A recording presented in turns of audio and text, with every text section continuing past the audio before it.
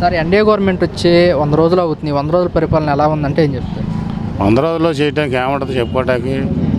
100 రోజులు చేయటానికి ఏదన్నా 6 నెలలు సంవత్సరం గడిస్తే కానీ అది దాన్ని చేయటానికి మనం చెప్పుకోవడానికి కూడా బాగుంటుంది. అయితే గత వైసీపీ పరిపాలన ఎలా ఉందంటారు? వైసీపీ పరిపాలన అంటే పథకాలు అవన్నీ బాగానే ఇచ్చారు, బాగానే చేశారు. కాకపోతే రాష్ట్ర అభివృద్ధి మటుకు ఏం పట్టించుకోలే. రోడ్లు పోయలే, పరిశ్రమలు ఏం చేయలే, ప్రాజెక్టుల పనులు ఏం చేయలే. అవన్నీ అపణ వదిలేసి ఈ పథకాలు ఇచ్చేసి రాష్ట్రాన్ని అటు వదిలేశారు. అయితే వైసీపీ అన్నమాట ఏంటంటే మా ప్రభుత్వం అధికారంలోకి వస్తే పథకాలు అమలు చేసేవాళ్ళమే ఇలా అని చెప్పేసి మాట్లాడుతున్నాం. పథకాల వరకు ఇచ్చి రాష్ట్రాన్ని వదిలేస్తే సరిపోద్ది అండి. రాష్ట్రానికి కావాల్సిన పనులు ఏమి ఉండవా? రాష్ట్రాన్ని ఏదో కూడా పని చేయాలిగా.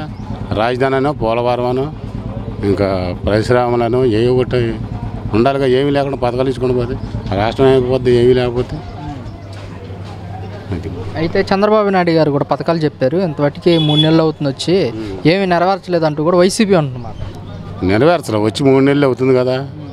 వాళ్ళు ఇంకేం నెరవేర్చలే. చేయడానికి కూడా వాళ్ళకి ఇంకా లేట్ అవుతుందని చెబుతున్నారు. కానీ వాళ్ళు మరి రాష్ట్రాన్ని అభివృద్ధి చేసి చూపిస్తాను అన్నాడు. చేస్తే అది కొన్ని పథకాలు ఇవ్వకపోయినా పర్వాలా, అభివృద్ధి చేస్తే. మరి పథకాలు ఇవ్వకపోతే ప్రజలకు మరి వ్యతిరేకత వచ్చే అవకాశం ఉంటుంది కదా, పథకాలు ఇవ్వట్లేదని. అది ఇవ్వట్లేదని ఇచ్చారని తెలుసుకున్న వాళ్ళు తెలుసుకుంటారు. ఎందుకు ఇవ్వలేకపోయాడు, ఎందుకు ఇస్తున్నాడు, ఎంతవరకు ఇస్తున్నాడు కొంతమంది తెలుసుకుంటారు దాన్ని.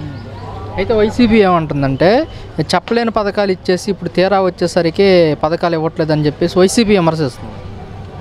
ఆయన మంచి పనులు చేస్తే కొన్ని ఇవ్వకపోయినా పర్వాలా. అది మరి వైసీపీ ఎందుకని ఇలా విమర్శిస్తుంది అంటారు?